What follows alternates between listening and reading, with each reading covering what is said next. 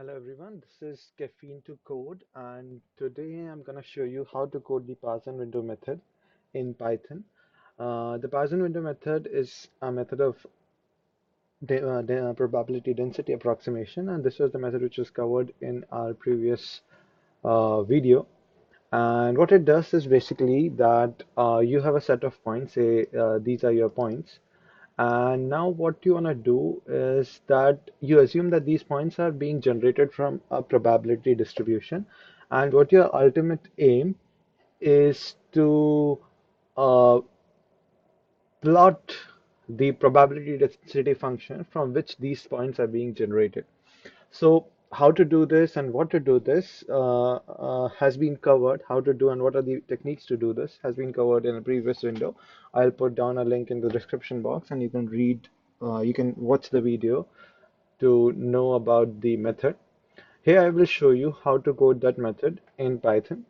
So what we will first do is we will start by generating a data. So this this method works great for multimodal probability densities, that is densities which have multiple modes. If we look at this probability distribution, it has two modes. So it works for multimodal distributions because if you have a unimodal distribution, you can easily assume it to be a Gaussian or normal or any other parametric form, and then can use parametric density approximation. But this is non-parametric density approximation, and it can assume any kind of underlying probability distribution for the data points. So yeah, now um, let's start with coding our model. So what I'll first do is I will first import numpy, and then I'm sorry, yeah. So for the first point is to generate the data. So I am gonna so let's assume an underlying distribution which will help us in identifying and verifying our results. So yeah, so let's assume this is our probability distribution model for from which we are generating the data. So what I will do is first, this is a bimodal probability distribution. So first, what I will do is I will have a mu and sigma, mu of 0 and standard deviation of 1, and I will generate a few data points using, okay, I'll import numpy as np, and I will generate some data from a normal distribution which has mean 0 and standard deviation 1, and I'll generate 1000 data points. So these data points correspond to this peak of the distribution. I have to generate data points for the second peak of the of our density function. So I will say it's data 2, and I will generate uh, what should I take as mu? I'll take the mean to be 20, and say the standard deviation to be 5, and I'll generate 1000 more points. Yeah, so I'll generate 1000 more points, and then I will append these two distributions, np dot append, so that these two distributions become a single array, and it's data and it's data 2. So yeah, let's check if our uh, data has 200 points, 2000 points. Yeah, it has 2000 points. Now what I will do is I will use an existing library called scikit-learn uh, to implement our method. So this method can be implemented from scratch, but the thing is that, as you can see, there are a lot of complicated formulas and steps. So nobody, until and unless your goal is to learn the method, nobody would try to like write this code from scratch. And therefore, we are trying to use sklearn, which already has optimized implementations of all the machine learning algorithms. So yeah, so I'll use sklearn dot uh,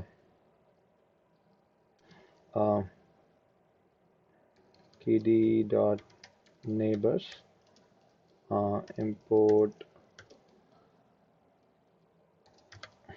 kernel density. I'll see. Okay, so I guess it's sklearn dot neighbors dot kd neighbors dot kd import kernel density. Yeah, it works. Now I'll create a model kd equal to kernel density, and then so the parameters for this model are three. So I can so since I have approximated from a Gaussian distribution, and also Gaussians are the most widely used probability distributions. It's the normal random variable which is quite popular. Therefore, the most common setting for the kernel function is the Gaussian kernel. However, there are various kernel functions which can be substituted and used here. You can experiment with. Okay, so what I will do is I can pull up the documentation of sklearn kernel density, and then we can see what are the available kernel functions there. So yeah, so let me scroll down. So this is not there. Okay, let me do density estimation. And yeah, so this is the Gaussian kernel, and we are trying to use this kernel as our kernel function. This type kind of distribution as our kernel function, and so these are the other available kernels, and each one has its own pros and cons, and we can easily see that if we use the top hat kernel instead of the Gaussian kernel, then we are trading away the smoothness of our prediction in terms of accuracy. So this Gaussian kernel is spread out in a much larger range, and therefore we lose accuracy, but it is also smooth.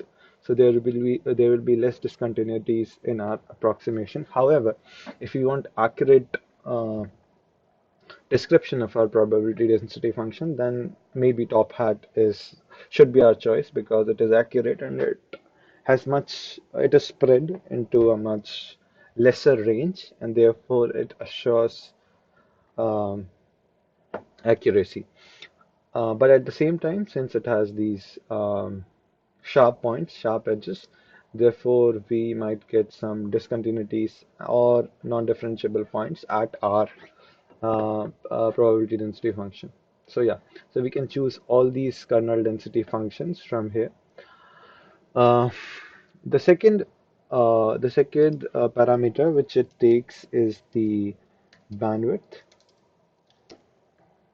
So yeah, so bandwidth is the width of the kernel which we are taking into consideration. For instance, if we are using the top hat kernel and our bandwidth is say 2, so this length for which the top hat spans would be 2. Similarly, for a Gaussian kernel, maybe its standard deviation will be 2 if we are taking this bandwidth as 2. So like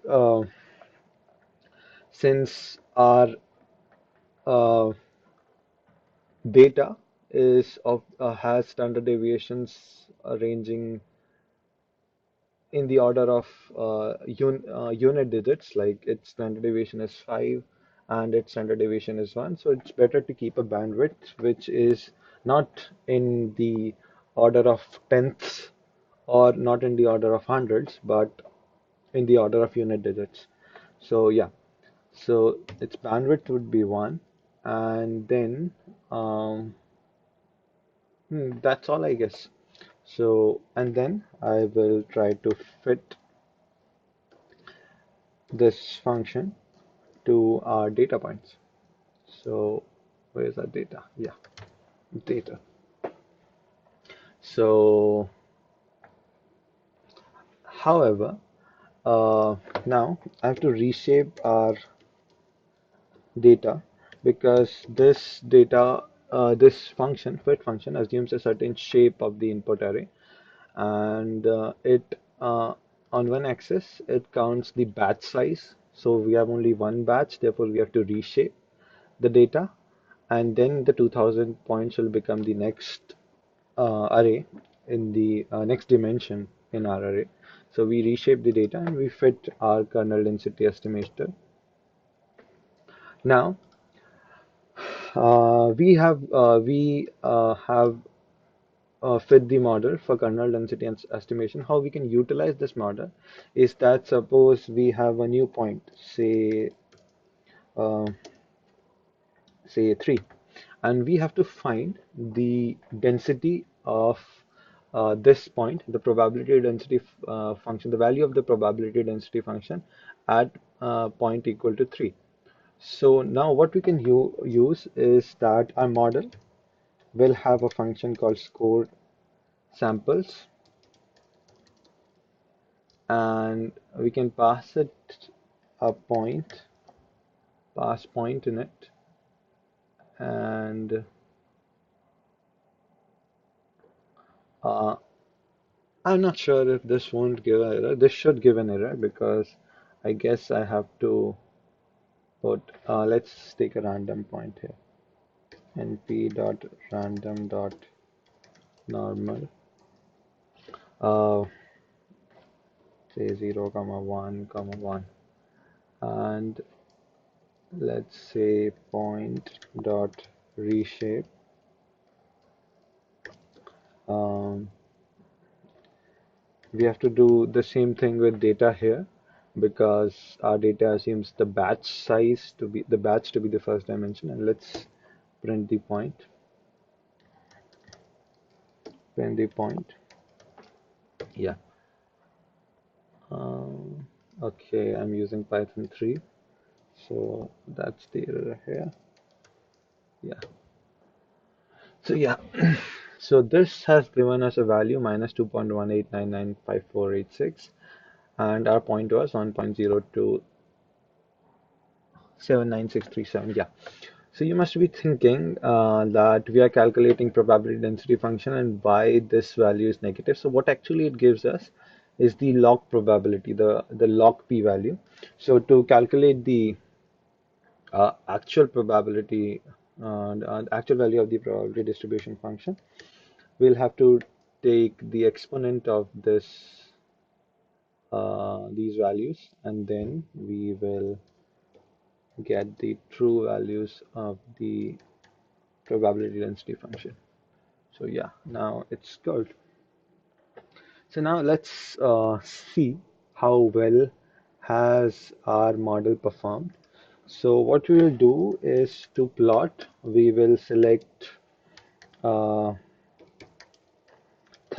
say 1000 points between minus 20, say minus 50 and 50, minus 50 to 50, and we will select say 1000 points, or say let's say 10,000 points. And what we will do is we will find the PDF values for all these points using our model KDE dot sample values and sorry score samples, and then we have to reshape the data again because it takes the batch size into consideration, and then we will get the PDF values, and then uh, we will import matplotlib, and we will plot the values. So on the x-axis we have points, and on the y-axis we will have PDF values, for all those points, and let's see what comes out. Oh, okay, so it's not values, it's vals. Yeah. Mm, and one. So uh,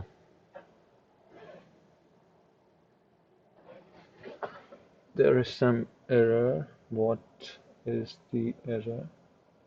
Okay, so here it would be points, and then we don't have to plot the points, so we have to take the exponential of these points because these points will give us the log p values. So I have taken the exponential value of these points and then I have reshaped them, and this should work fine, I guess. I hope it works fine. And I have done some mistake here because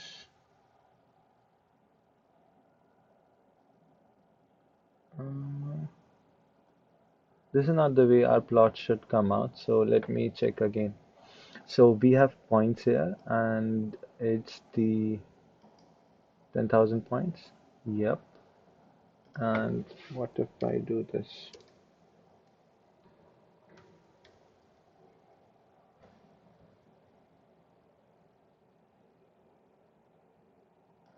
I'm sorry, not here, but here.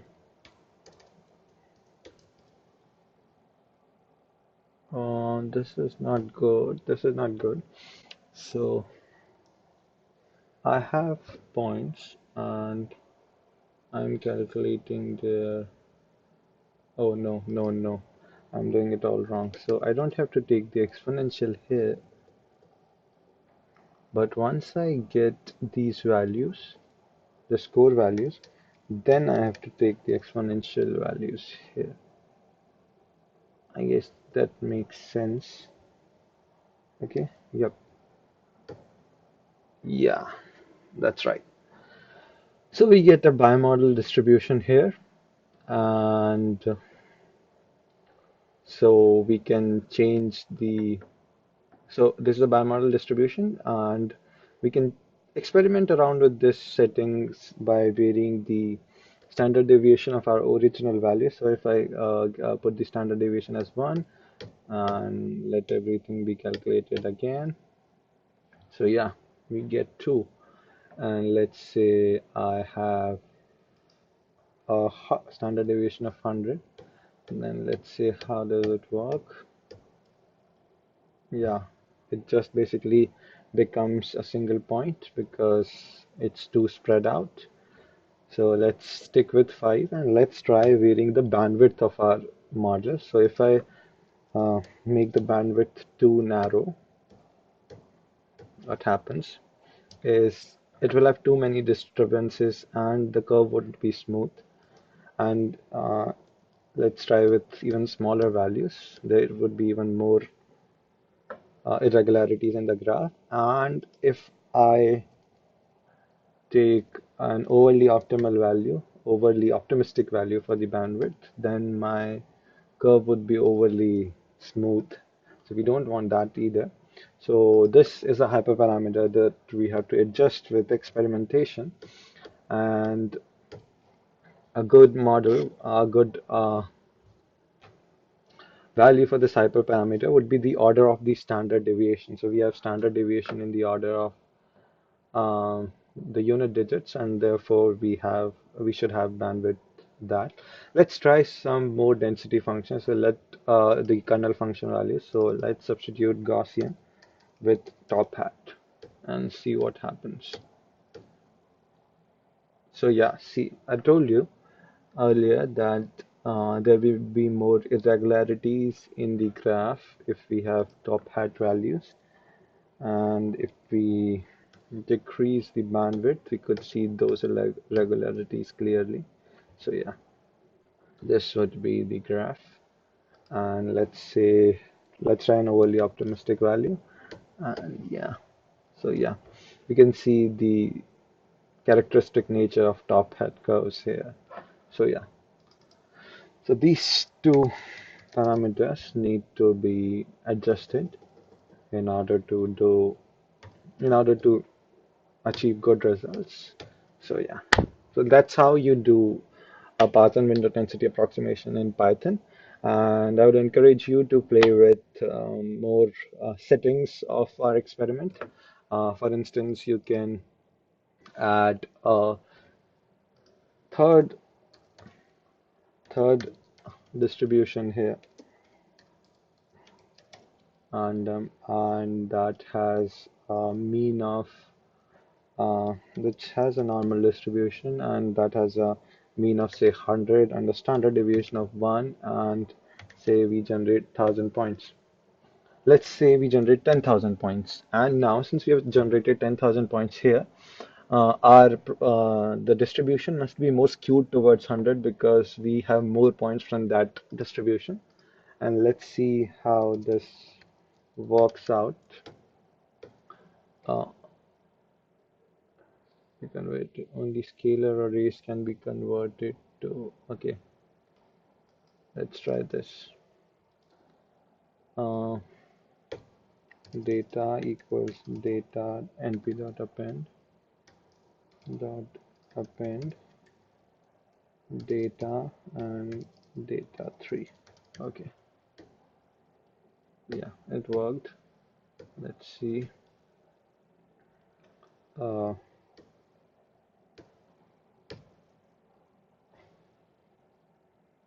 and that's strange. Okay, that is strange because we didn't take proper range. So let's take a range from -50 to 150 and let's see the difference.